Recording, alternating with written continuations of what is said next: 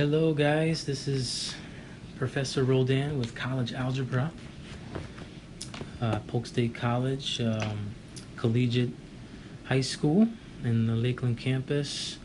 This is my first time recording myself, but this is basically our Unit A, which is Chapter 1, Review. So this is going to be me going through the review that's on my math lab.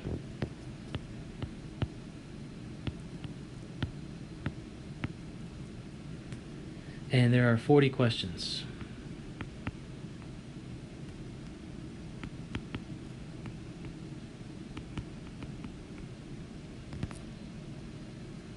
Okay, so we're going to start with the first section.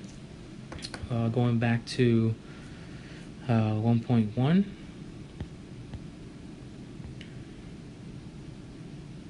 And this is going to be Pythagorean theorem.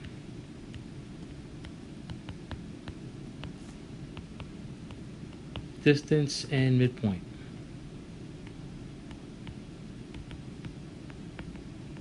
Okay, so number 1.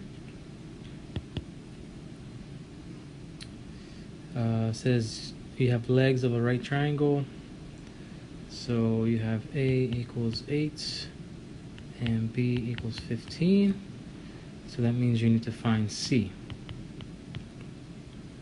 Okay, so you can have, those are the two legs, there's C, and what we're going to do is A squared plus B squared equals C squared.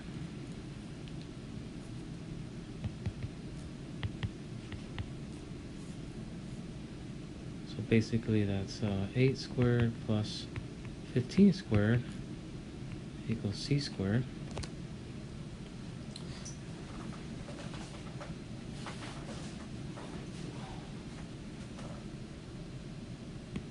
So let me get my calculator here. And so 64 plus 225. So 225 plus 64, 289. Okay. And then you want to take the square root of both sides.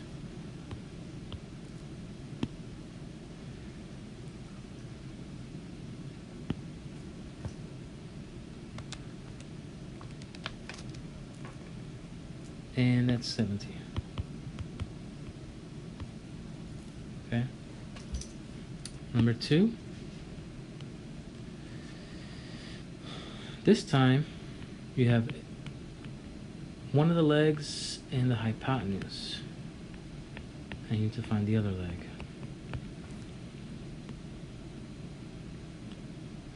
So basically you have, 25 here.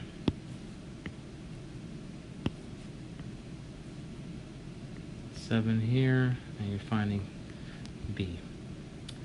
So 7 squared plus B squared equals 25 squared.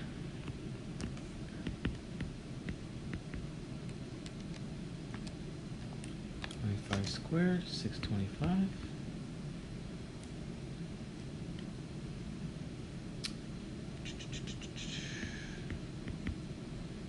Minus 49. Okay, and then you take the square root.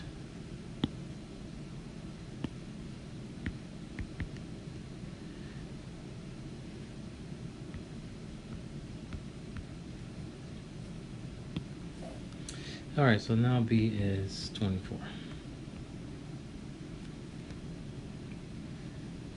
Okay, next section, the next problem in from 1.1 will be midpoint and the distance formula. Alright, so we have a drawing here between 2 points.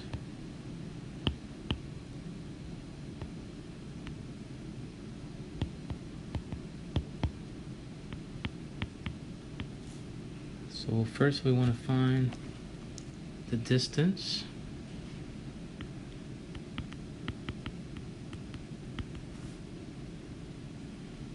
And none of these equations will be on the test. You will have to know these from memory.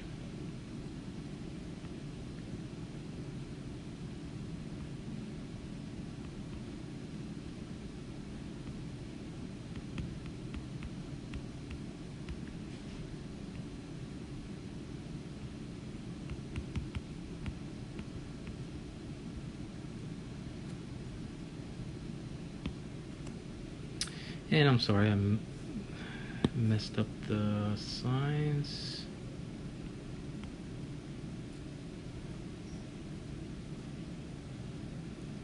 Where is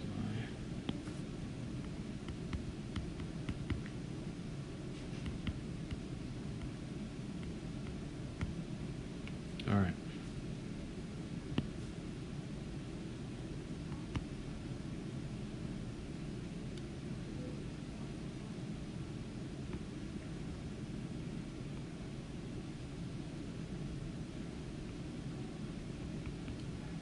So 6 plus 8.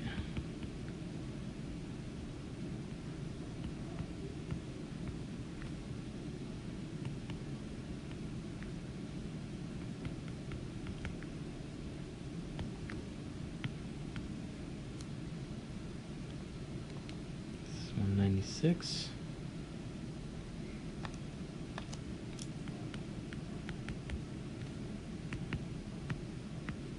It's 200. Then your answer needs to be in simplified format, so you can't use your calculator for this, because if these should not come out on your calculator with the answer, because then that would disqualify your calculator from being used. So this one you need to break down between a perfect square and a non-perfect square. And that way you can just turn this into a 10. Okay? And the second part would be the midpoint. And the midpoint is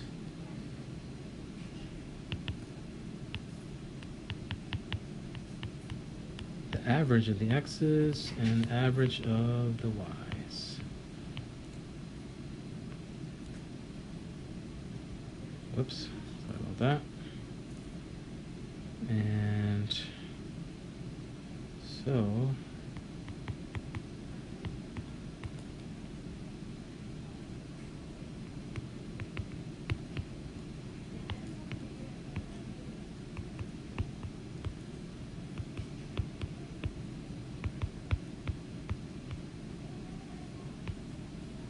and there you go.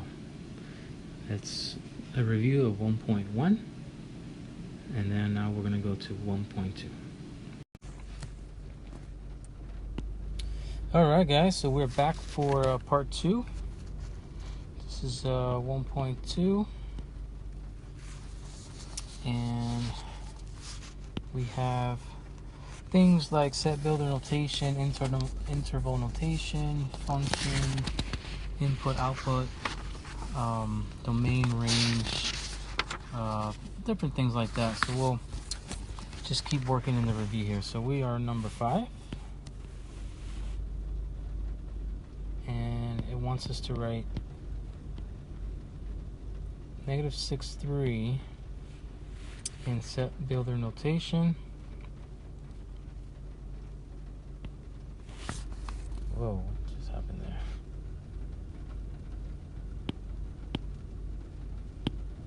Okay, so set builder,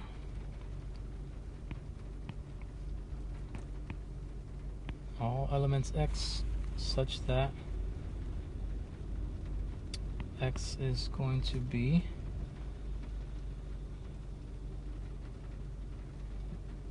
I'm sorry, not x,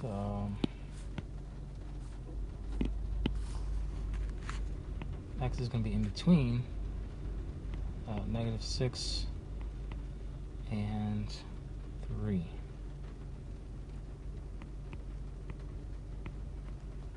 I cannot use the equal sign here, so that'll be, there you go. Alright, that's number 5. And now number 6. Number 6 is going to be a graph. So it kind of looks like this. This is 9. This is -2. So our set builder notation will be set of all x such that x is going to be equal to 2, greater than or equal to 2, but also less than 9. Okay, so there's no equal sign there because of the parentheses, and there's an equal sign on the left side because of the bracket. Alright, number 7, once it's a graph, this equation. Now there's 2 ways to graph this, and that's using y equals mx plus b. So this will be 1/1 would be the slope, and this right here would be our y-intercept. So that's the shortcut way to do it. So -5 here, so up 1/1, and we have our graph. The other way to do it, if you forget that shortcut, is to use a table. So you put your input values, you do the calculation over here, and you come up with your points over here. So you can do, -1, 0, 1, just to kind of get a balanced view. So this is -1 minus 5, which is -6. So if you input a 6 for x, input a -1 for x, you're going to get a -6 for y. And then here will be 0 minus 5, which is -5. So that's this point. And then, so 1 minus 5 is -4. And then you just plot these 3 here.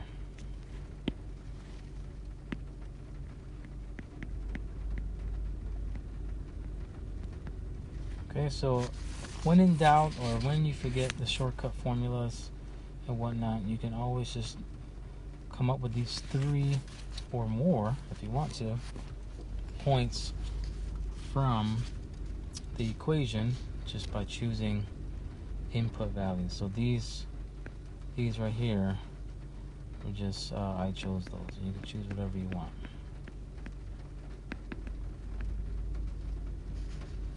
Alright, let's move on to number 8.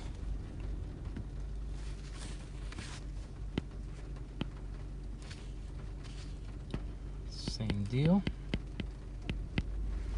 Okay, this time we have up 1/4 for the slope, and we have +0 for our start, so that's actually starting at the origin.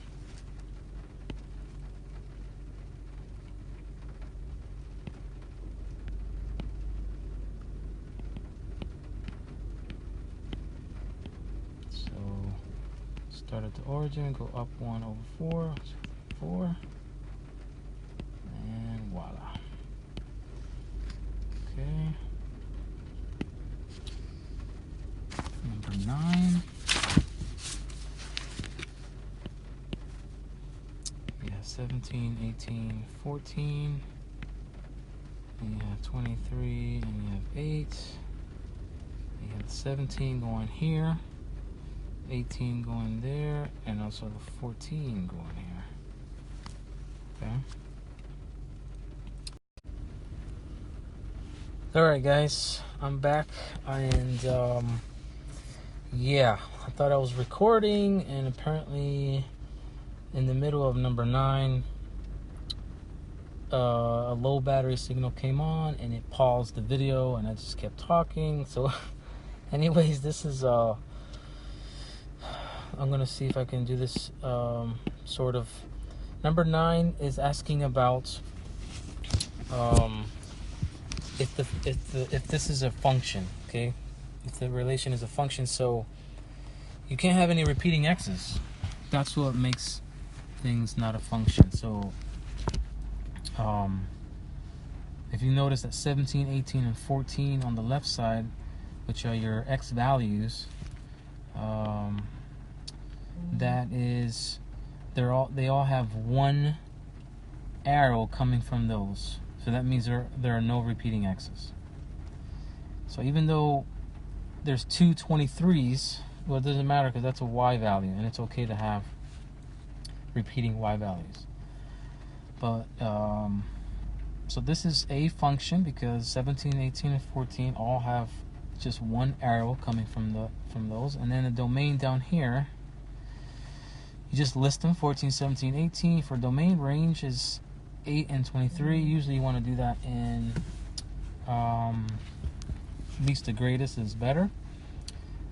And even though the 23 is repeated, because there's two arrows pointing to it, you're not going to repeat it in the list for the domain. Okay? When you talk about domain and range, I'm sorry, either one of those, you don't repeat things there. And then number 10, we have a function where the input is 3. Now you got to figure out what this value is. Well, if you look at the diagram, -3 corresponds to -3 for the output in my example here. So the left side are my x's and my right side is my y's, or my input and output. And so the answer is 3 right there, or I'm sorry, -3. Okay, and as a follow-up, they could have asked you for the top one, -4. So if the input is -4 in the function, the output's going to be -8. Okay, so again, if they ask you, well, what's the output for -2 in the function? Well, you just look at the diagram and it corresponds to a 3. Okay.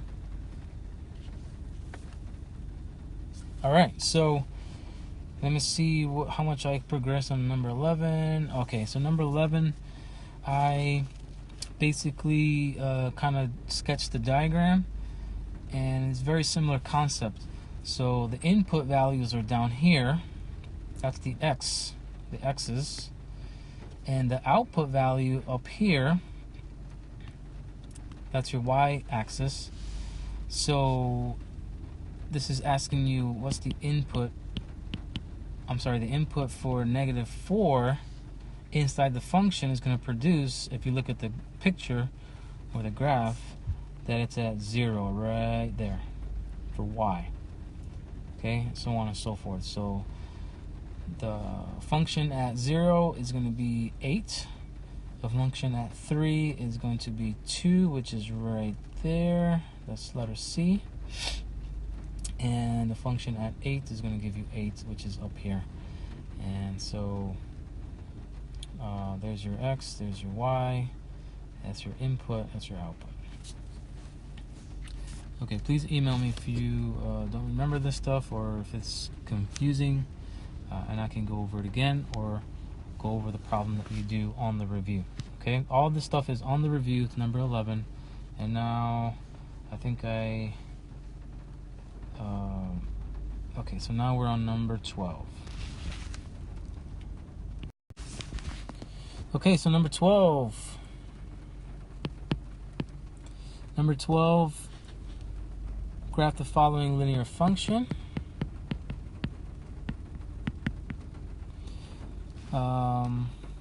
And after we graph it, so we want to graph, and then we want to give the x-intercept, the y-intercept, the domain, the range, and the slope. It says do not use a calculator. Okay. No problemo. Oops, I messed up. Okay, so range and slope.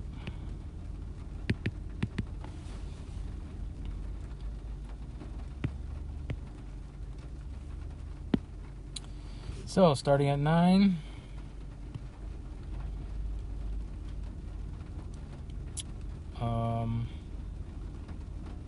Use the graphing tool. So you would do this on the computer. Start at 9. And then you go up 3 over 1. You start here. So up 1, 2, 3 over 1. Okay, and I'm just doing a quick sketch. Okay. So the x-intercept, I'm going to say it's -3. Excuse me. Sorry about that.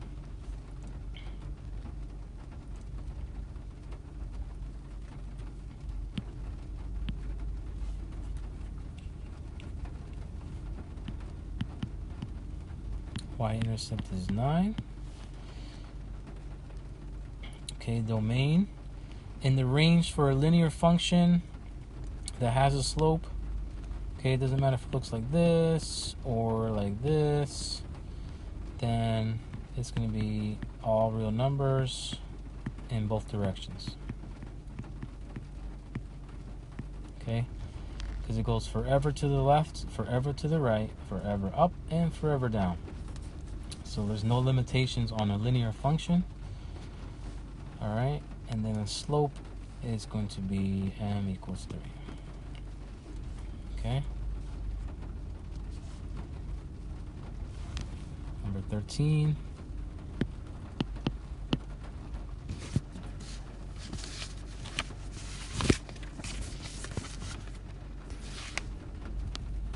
So we have the function 4 minus 1/3 x.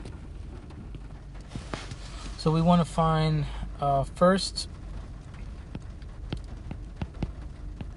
f of -3 and f of 12. And then we want to find the 0.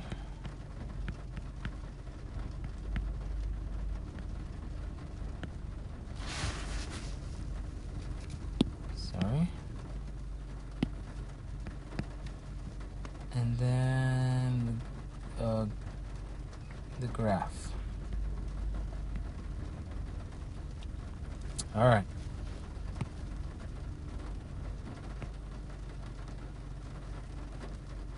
Actually, let's do this first. So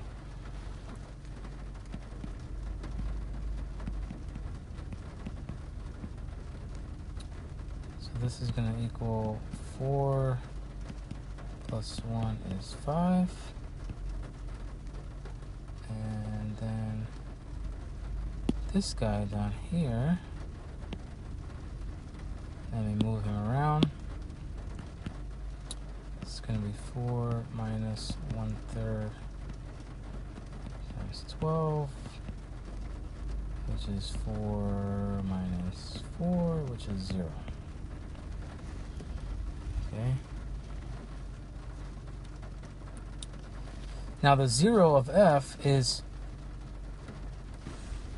what x value will make this 0. So in other words, y is 0, and we already see what makes it 0 from the previous work. It says, hey, if you put in a 12, you get a 0 for x. So we can, you can solve this just by looking at, you can answer this just by looking at the previous section. But if you just don't, if you don't realize that, then you have to solve it algebraically. So we're going to move the 1/3 to the other side, and then multiply both sides by 3.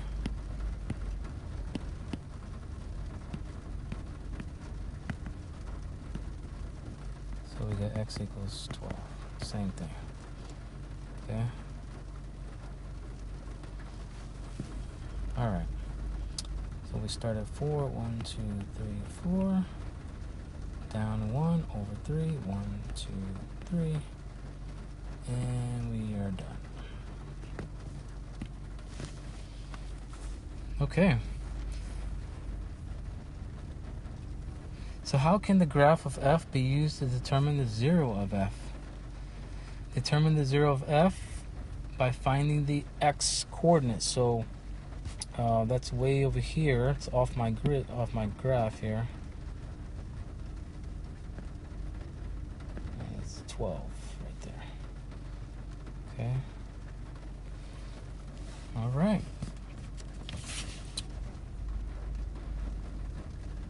Let's do number 14.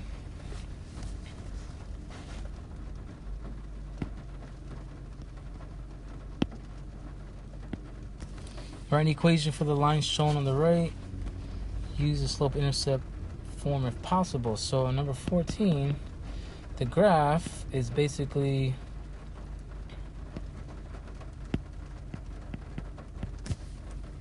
it's a vertical line at 4.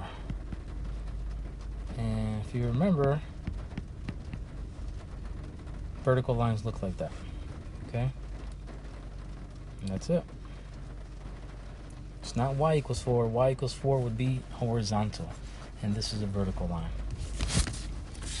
All right, moving right along to number 15. 15 for my example review would be the same equation that's asking for equation of the line is y equals no. So looks like it's the same question basically. Same question, same answer. Now 16, however, it says, hey, once you graph this guy, which is the other concept of horizontal lines. So that one will be down here, -4, going left to right. Okay, then 17. And this will end 1.2.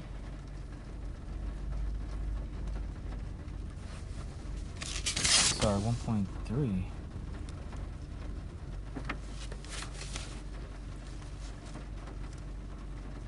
So I want you to graph this guy, and that's basically vertical line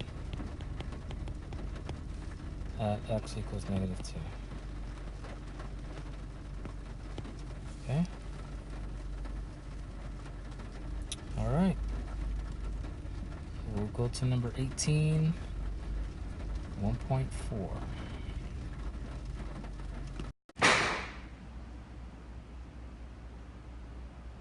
All right, we are back to do number 18. Find an equation of the line having the given slope and containing the given point.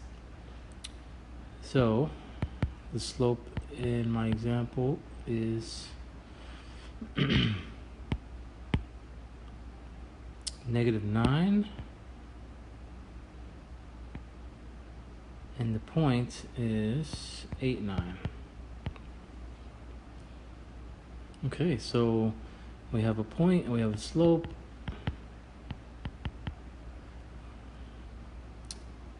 We have point slope. We can use the point slope. Uh-oh.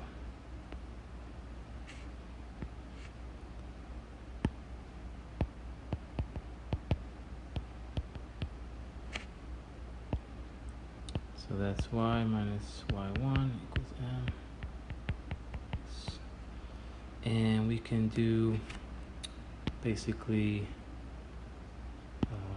y minus 9, -9 for the slope, x minus 8. And we want to go ahead, that's the equation, but it wants it y by itself. So then we have to distribute and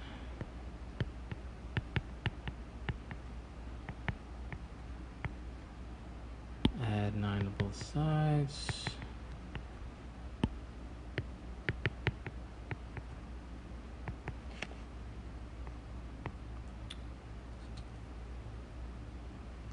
And there's our equation.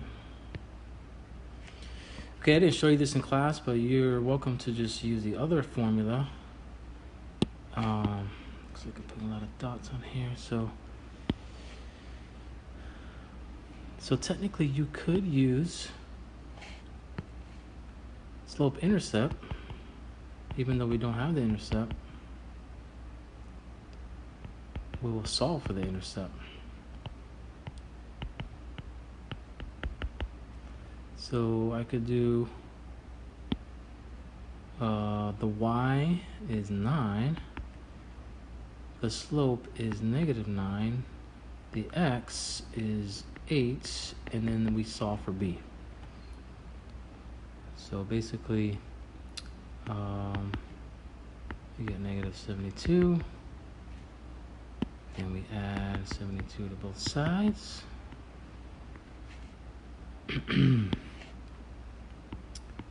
And we get b equals 81, which means if we have our slope and our slope-intercept, then we can just say, hey, the slope we already knew from the given information that this is -9, and then our b is 81.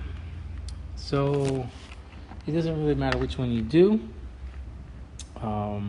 point slope or slope-intercept. You still want to plug in the 3 numbers, these 3 right here, and put them in the right spot and solve for whatever is missing. Okay, so that's number 18. Let's do number 19. So,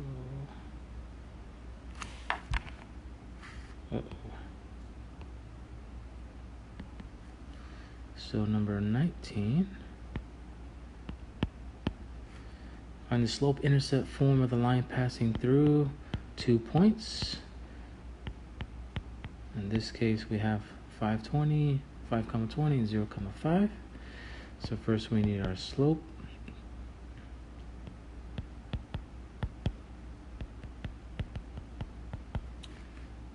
So 5 minus 20, 0 minus 5. What is happening? So -15 over -5, which is +3. Okay. So now that we have our slope, I'm going to choose the number with the smaller the point with the smaller numbers. Doesn't really matter which one you do, but I'm going to choose. What was that? Okay. So. Okay, what's going on here? So we have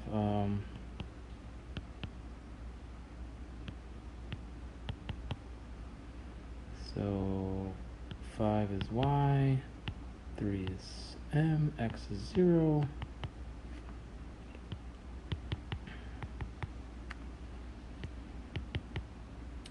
So there's the other part of our equation. We have our the two parts that we need. So therefore we have y equals 3x plus 5. Okay. So as you can see, the work for this is a lot easier than doing the point slope. You're welcome to use point slope, but here it's pretty straightforward. Okay, unless you have some fractions, and then it gets kind of crazy. All right, well, let's go to number 20. Number 20 is basically the same type of question.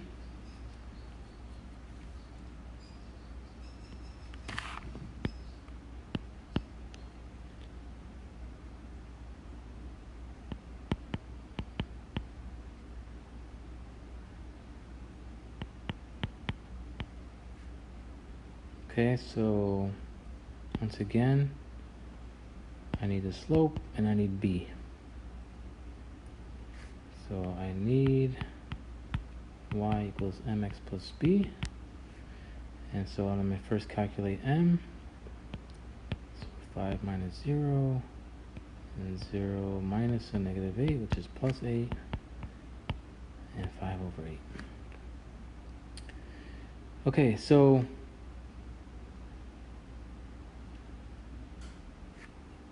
in this case, if I'm going to use this equation, then I want to be able to cancel out this 8 down here when I plug in the number. So I'm going to choose this one, and you'll see why in a minute. So y is 0, the slope is 5/8, and my x is negative 8. So as you can see, this works out really nice. That's why I chose that. If I would have chose the 0, it would have also worked out nice as well. But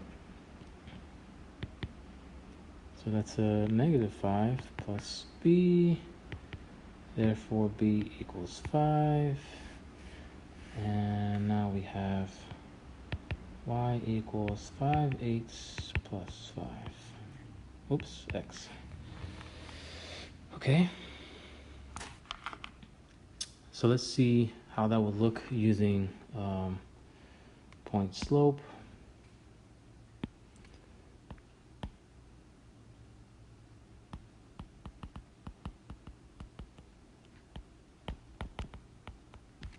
So it's going to be y minus 5 equals 5/8 x plus 8. Then we want to distribute.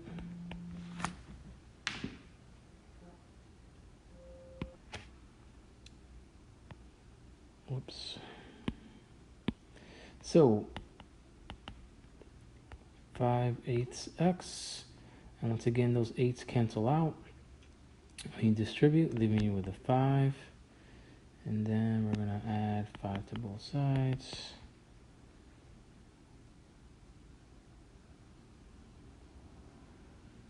And something's not right here. 5/8.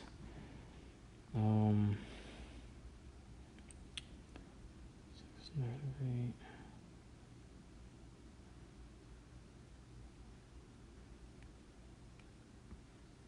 Oh wait, I did something wrong. Okay, so I'm not supposed to use 5 because I used, okay, so that should be it then.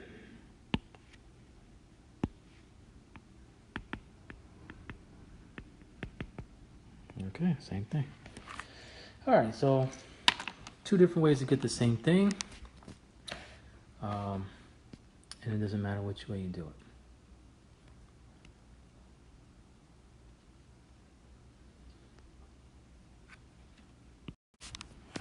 it. All right, we are now in, number 21. Use intercepts to graph. So this is called standard form. So we're going to go ahead and say, well, x-intercept means that you're finding the x when y is 0. Uh-oh. So if x is, or y is 0, that basically makes that term disappear, leaving you with 4. Okay, and then the y-intercept, why does it keep doing that? Is vice versa, it's the total opposite. What is y when x is 0? So we're going to get negative 2. Whoops.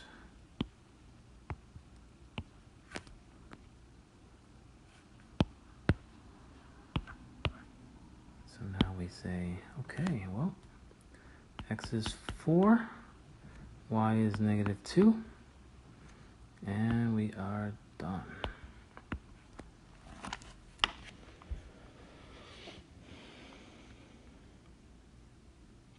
All right, so number 22 is basically the same thing. And we're using up a lot of time here. I'm going to go ahead and say 22 is the same process.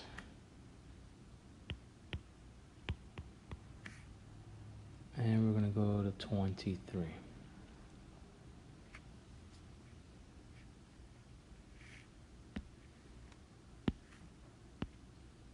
So, yeah, 23.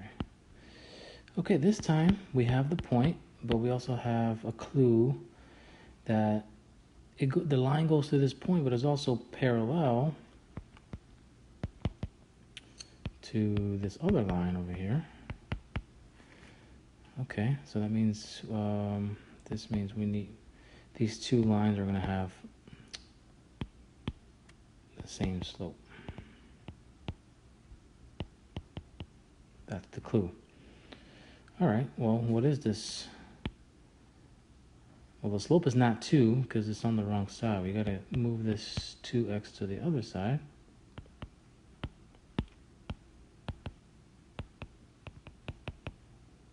So there's our slope. And now, so we're going to use m equals -2 because it's the same slope. And we're going to go to that point. So we're going to do y is -5.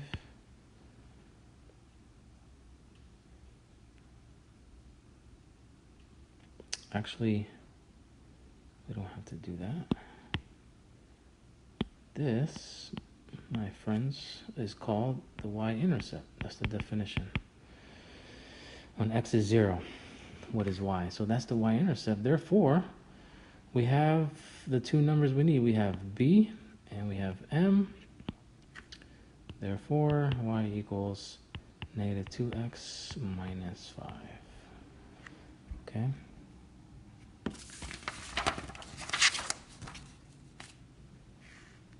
All right. Let's do another one. This time it's going to be perpendicular. So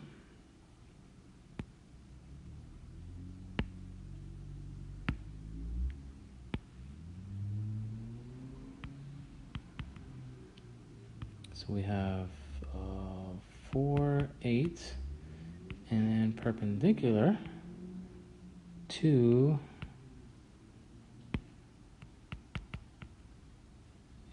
8x plus y equals 6. Okay, so we're going to go ahead and say, well, I need the slope of this line here. So we're going to move this 8x over to the other side. So that means the slope is -8.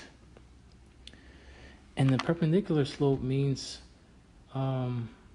it's a negative reciprocal. So it's the negative reciprocal slope. So therefore, the negative reciprocal of -8 is we're going to use positive 1/8.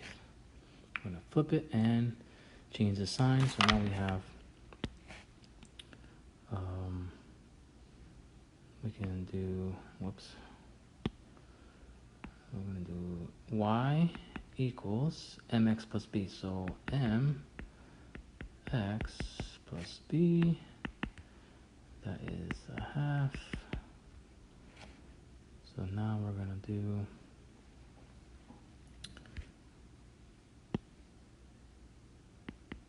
we're going to subtract the half from both sides. So basically, it's a whole number. So 8 minus a half is 7.5, which I don't think the computer would like that, but that would be fine for me. But the computer's going to want mixed improper fractions. So 7 times 2 is 14 plus 1 is 15 over 2. Therefore, y equals 1/8 plus 1/8 x plus 15 over 2. Okay, so number 25, we have our point, and we know that it's parallel to this line. Well, that's easy. There is a slope right there, -3. So it's going to use that same slope. So the first part, let's just say part A, wants us to do point slope. Okay, perfect. So we have the point, we have the slope. So we're going to do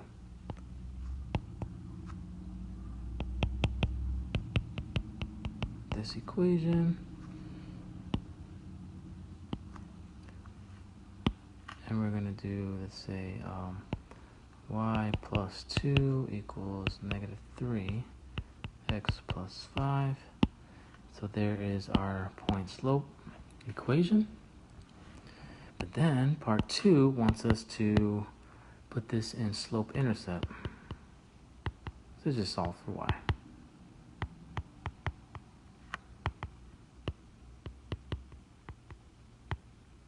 Okay, so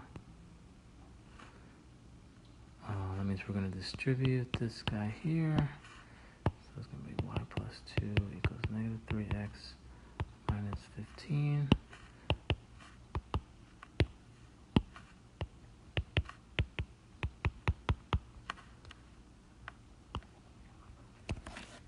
Okay. That's 25. 26. We want to find the 0 of this equation.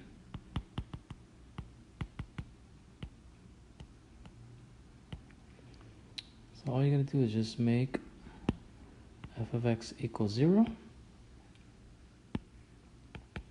and solve for x. So it's going to be, no, let's not do that. It's going to be 6x equals -30 and x equals -5. Okay.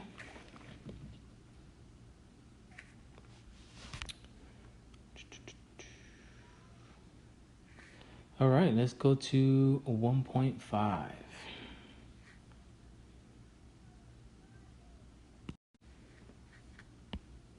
So 1.5, we have solving equations and linear functions. So our first one is number 27. And we want to go ahead and clear these decimals so that we get only whole numbers. You don't have to do it this way, but it sure does make life a little bit easier. So the trick is, see, I got 2 decimal places, so I need to multiply by 100 to clear those 2 decimal places. So basically everything times 100. So that's going to just move, and move. That means we have 7x plus 850, 3x plus 814. Okay. Okay, so I'm going to choose the 3x to move to the left so I can keep a positive coefficient of x. So that's 4x plus 850, 814. So I'm going to subtract this. Oops.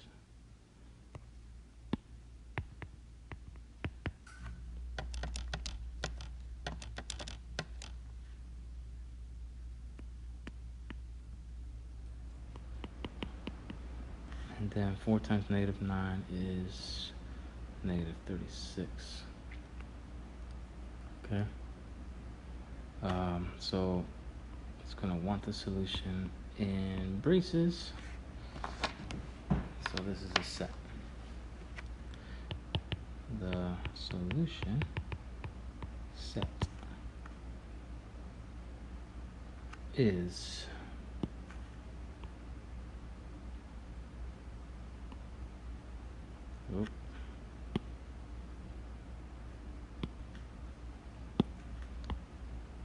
Okay, so the solution set is just negative. Okay.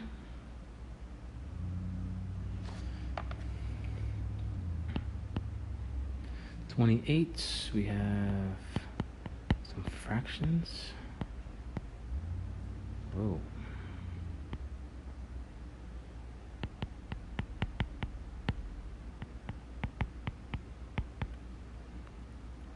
All right, so the strategy here is multiply by the LCM to clear the fractions. So 3, 4, and 2, the LCM, least common multiple. So multiples of 4 and 2 basically have the same multiples, but 3 would share 12. So LCM equals 12. And that's going to give us nice whole numbers on each side of this.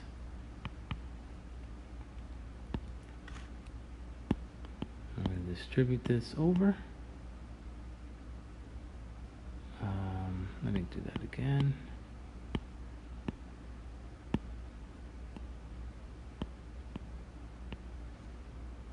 Okay.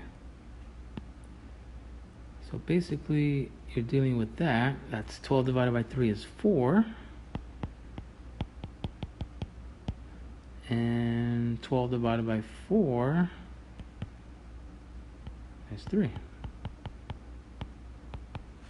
And 12 divided by 2 is 6.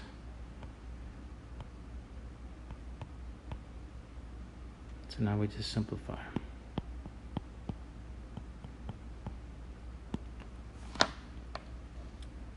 So 8x plus 52, 3x minus 39, and 90. Okay, so now we combine like terms. So we got those, we got these. So 5x, and let's do a quick calculation. And then we're going to subtract 13.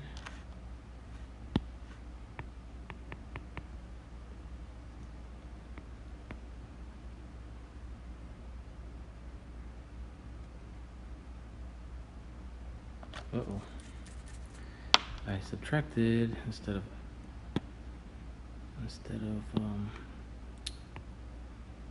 adding, so that is 11. And then x equals 7.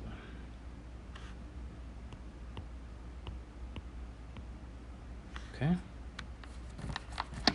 So the strategy is to clear the fractions, multiply the LCM.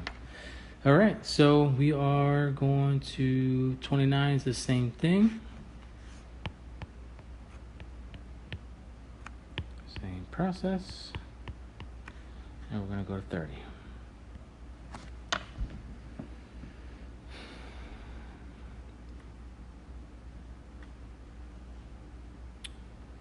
So 30 and 31 basically require the intersection of graphs.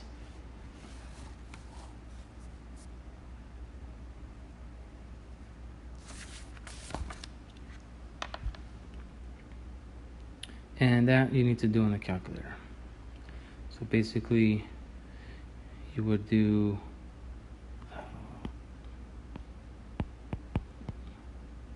this or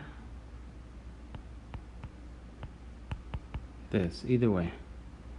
So this one is going to look something like this, and you find the intersection and the x coordinate is the solution. And then this one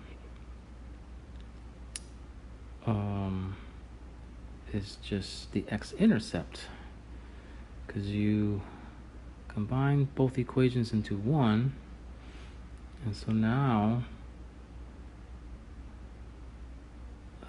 technically this is you're like f of x, and this is your g of x. Well, that's just the x-axis. Y equals 0 is the x-axis. So basically, you're going to be looking at the intersection, or the x-intercept, sorry. Either way, you get the same thing.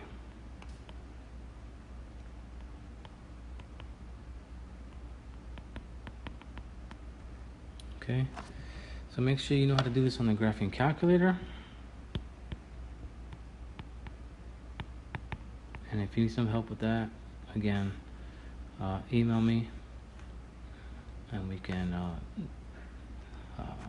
get you some help with your graph. Okay, so if you don't have a graphing calculator on the test, then you're just gonna have to do it by hand. But these should only take you a few minutes by typing it in and then finding the intersection. So you're gonna save a lot of time and a lot of headache if you bring your calculator. All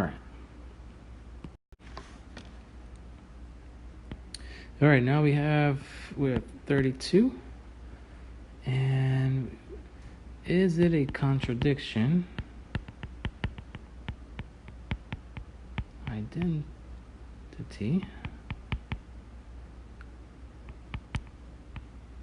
or conditional equation?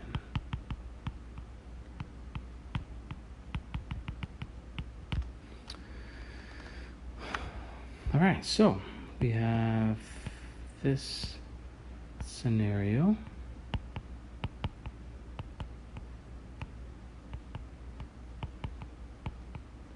All right, so we need to start solving.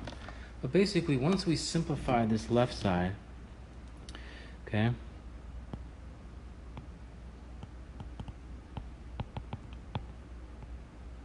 then we can kind of judge, we can compare to the right side.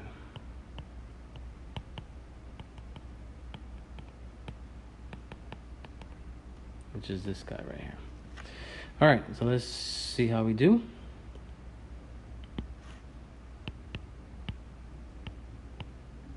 So plus 3 minus 3x.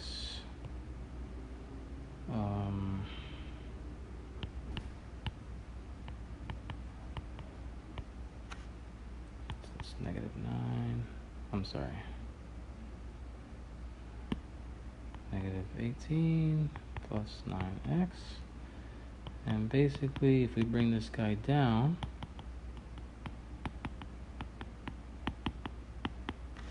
as you can see, they have the same slope.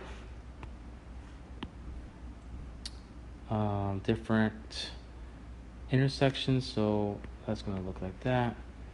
That is parallel or contradiction, which means it has no solution.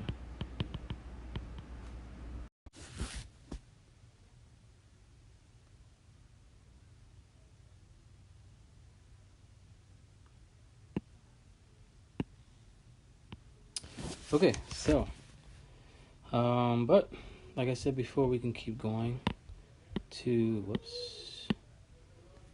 we can keep going.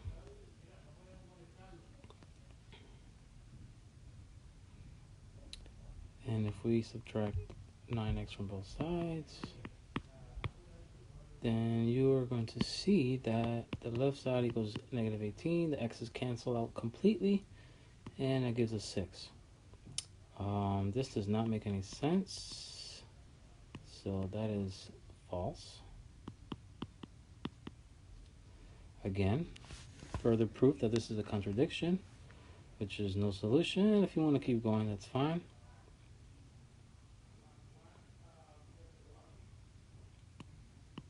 Add 18 to both sides, and you're going to get 24. Again, false. Okay. So if you notice it up here, that's fine. You're welcome to stop. Okay, this is fine. Whoops, that's not what I meant. This part right there. And if not, that's okay. Just keep going. Okay, so that's number 32. Let's go to 33.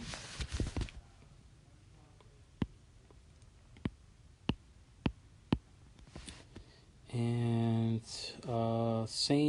fractions, we have, oh wait, let's go back.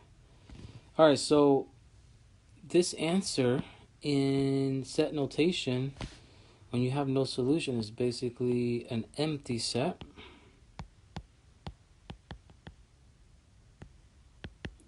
Or you can put a circle with a line through it. That is not a zero. That is a circle with a line through it, and that is the null set. Either one of those will be valid. If you don't put empty set or null set, you're going to get some points taken off. Because no solution is correct, but it's not fully in set notation the answer that we're looking for. Okay, so just wanted to point that out. So number 33.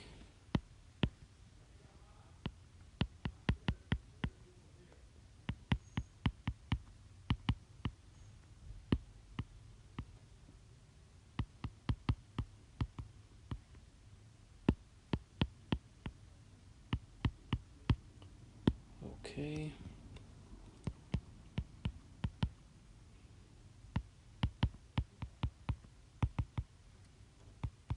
Now 8 divided by 8 right there is going to be 1, so that's going to leave us the 3. Okay, so now we just go ahead and combine like terms. Okay. And we get okay, so right here we can notice that our left side and our right side is the same exact equation. If we treated them as two separate equations, this is like saying y1 equals y2. All right, it's the same thing. So they're not parallel. They have the same exact intersection. So that's basically one line, okay, on top of each other. And so this is same line, which is,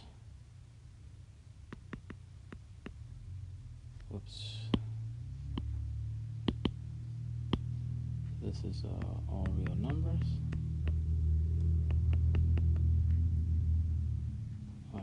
which is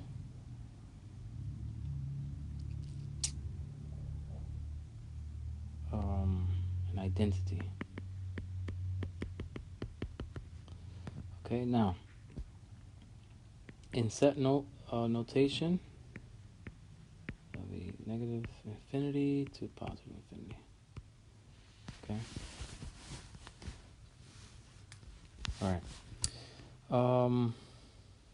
What else? Oh, like I said, if you don't notice it up here, then if you keep going, you subtract 12x's from both sides, you're going to get 3 equals 3. That's true. And if you subtract 3 from both sides, you're going to get 0 equals 0, which is also true. So either way, like I said, you can stop here, or you can come here, or you can come here. It doesn't really matter.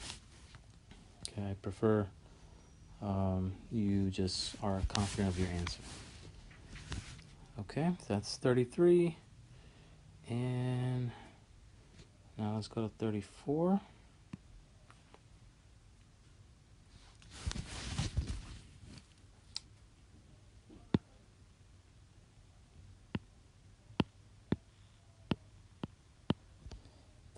Is basically there's two graphs, there's an intersection, and it says solve the equation f of x equals g of x. So that's just intersection. So whatever this is, and it's 2, 6 according to the graph of my example. Therefore, the solution is 2. Therefore, this is this way. Okay. Okay, now we're going to get into inequalities. So Oops. So 35, we got this guy. And we're going to subtract 3 like we normally would. But we're going to do it to all 3 parts. So we're trying to get x by itself. So that's going to be negative 9 there. And 0 here. Then we're going to divide by 3 on all 3 sides, 3 parts. So we'll finally get x by itself, 0 on the right and negative 3 on the left. Okay, so we need our answer in interval notation, and like I said before in class, if you do the graph, this might help you out, okay? So it says x is in between and including negative 3 and 0. So it's going to be at 0. Oops. I'm supposed to be doing that. So 0 is the right endpoint, and negative 3 is the left endpoint. The reason I'm doing brackets is because of my equal signs right there on both sides. Take away one of those equal signs and you just have a parentheses for whichever one is missing it. Okay, and then we shade in between. Okay. So, if you're, like I said in class, if you're struggling with interval notation, if you do the visual, then you can just transfer this information down to, say, this right here.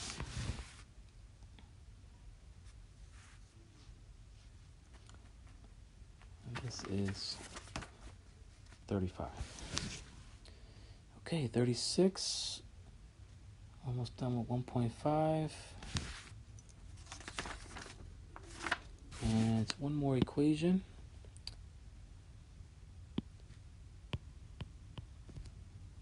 Inequality, and we have multi-step inequality here.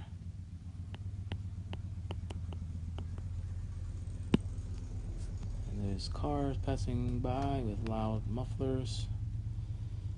Let's see here.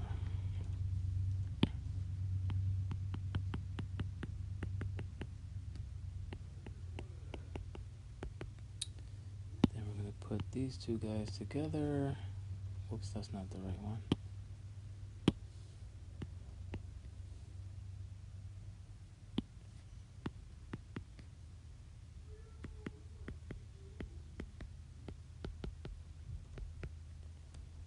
And we're going to subtract 3.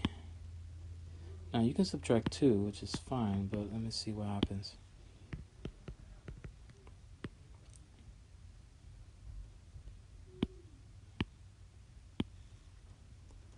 So 18 subtract 7.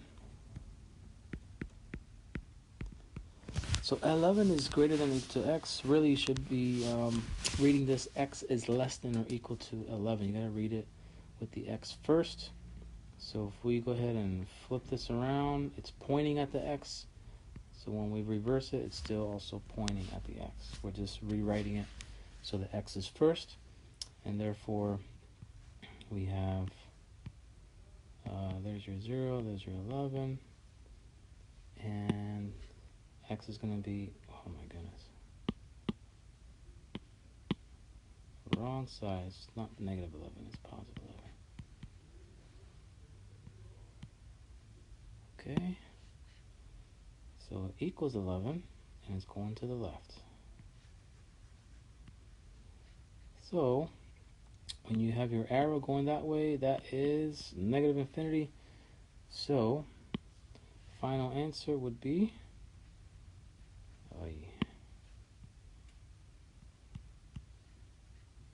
starting at 11, going to negative infinity, and you can never reach that. So that is a parentheses. Okay, and we are done with 1.5. All right, so we reached the end of our review, and it's taken longer than I thought with 40 questions. I'm going to probably reduce that next time, but it is what it is, and we're going to do our last 3 problems, 1.6.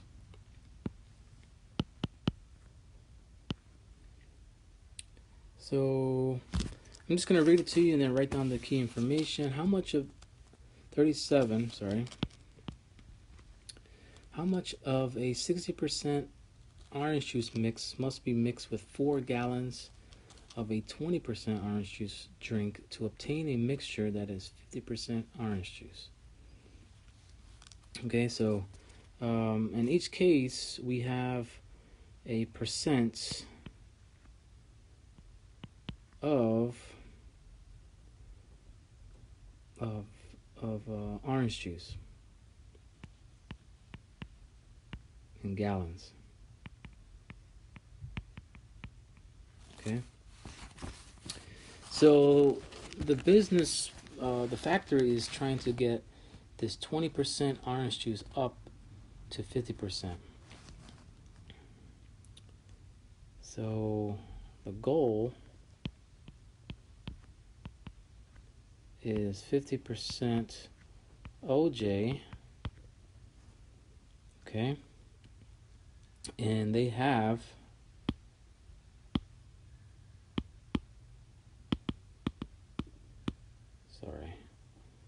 let's see here, let me get this out of here. Okay, so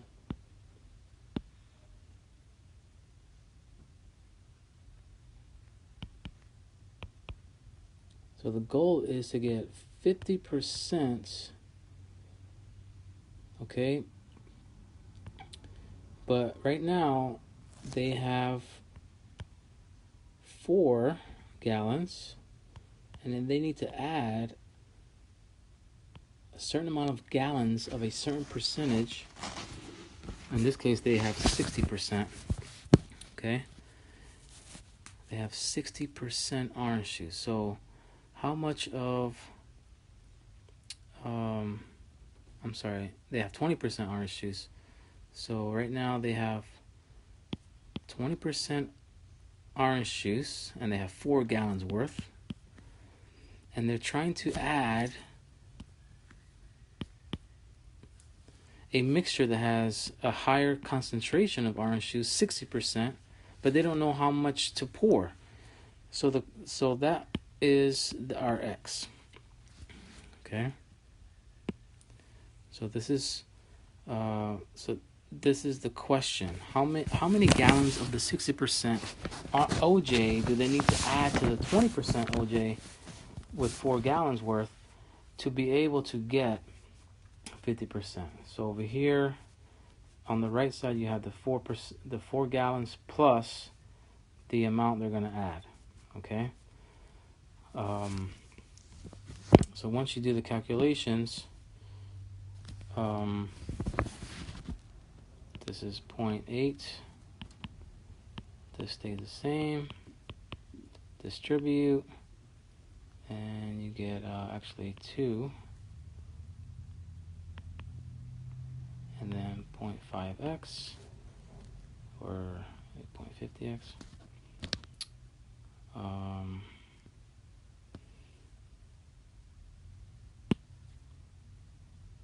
Then we can subtract this from both sides,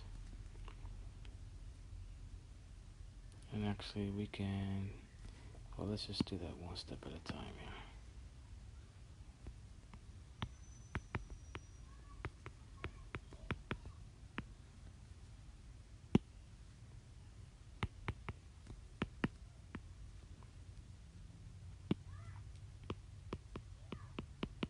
So 2 minus 0.8 is 1.2, and then you divide by 0.10 on your calculator, and that's going to give us 12 gallons.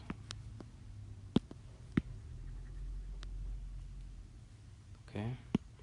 So the conclusion of this, hopefully it makes some sense, that with only 20%, which is a very low OJ amount, they're trying to get to 50%, where you're gonna have to put in higher than 50%, which is the 60%, and you have to put a lot of gallons. So this actually, you meet your goal with 60% of 12 gallons. All right, next question. And again, if you have issues with this, feel free to look at the videos from the textbook, the examples, the step-by-step process that they have, and also you can email me the question and I can respond to you. Okay? All right, so let's go to number 38, almost done. I'm sorry, 39. So this is the wrong question here. This is actually supposed to be 38. Wait, no, I was right. It is 37. So let's go to 38. So 38 is another business question. That's very practical, and that is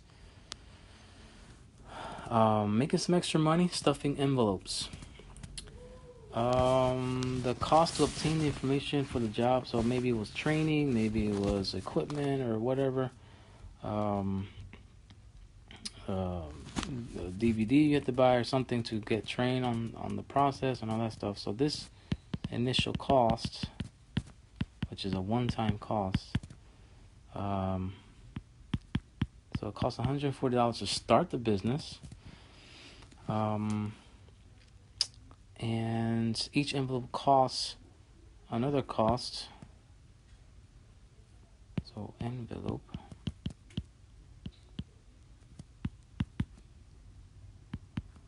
is going to be 2 cents. It costs 2 cents per envelope, but they're gonna get paid 3 cents per envelope. So you actually, every envelope you're gonna make, or you're gonna bring in 1 penny or 1 cent per envelope. So if the initial cost was 0, well, you're making money on the first envelope, but we had to make up for that 140. So this is where so you get paid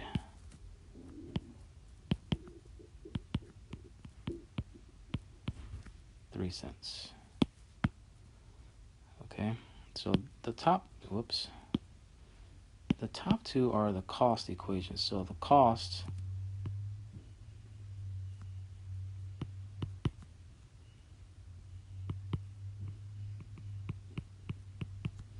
is the 140 plus the 2 cents per envelope, so that's times X. And then the revenue, or the R equation, or R function, is going to be only 3 cents per envelope. So when it asks you what's the value of X for which the revenue equals the cost, so that is basically break even. Revenue equals the cost. That means you're doing this is actually break even. So someone says, hey, when are you going to break even, or how many you have to do to break even? After that, everything is profit. So 0.03x equals 140 plus 0.02x, and you subtract and you get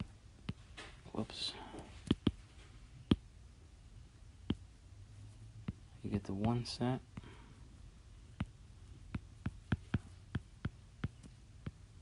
And then you divide that by 140 divided by 0.01, and that's going to give you 14,000 envelopes just to break even. Okay, so getting paid 1 cent per envelope, and you have to invest 140 to start you off. It's not very appealing, but it just depends how much business you can do. If you can do 100,000 envelopes in a week, then you're making pretty good money per week. Because after you reach 14,000, it's all profit from there. All right. The last two are formulas, and we're going to be solving for H. So let's stop this and... All right, so here we go. Last two questions. So we have 39. And R equals 1/5 H, A1 plus A2. And solve for H.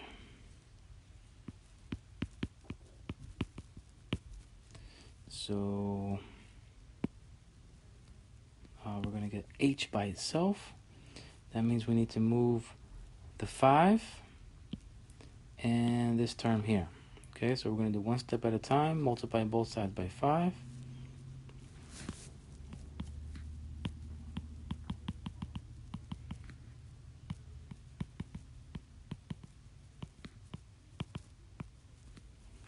And that way, the 5 kind of just moves to the left, in a sense. It's gone from the right. And now we want to go ahead and divide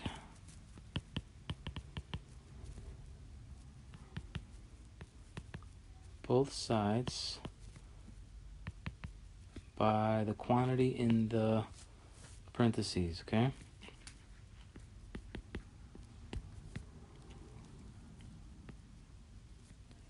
So basically you're doing this.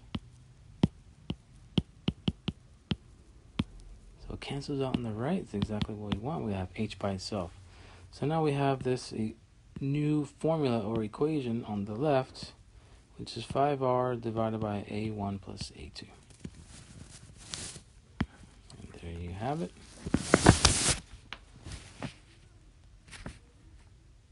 And of course you can pause this and rewind all you need to. And then the last one is a little bit shorter. It's just S equals 1/5 HP squared.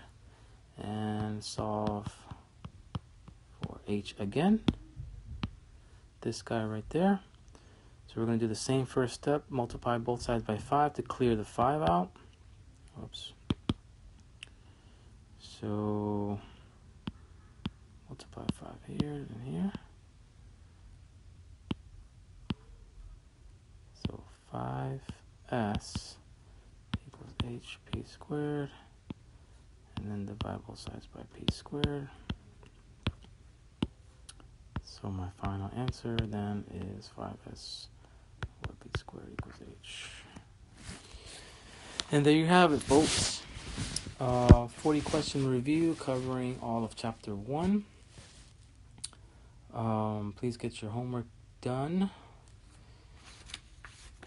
The lesson, the homework practice, and the quiz. And then make sure you go through this review. Hopefully you can do the review and watch this at the same time. So you're kind of guided for every question, or mostly every question. And please email me if you have any issues or anything. But we will have our test tomorrow,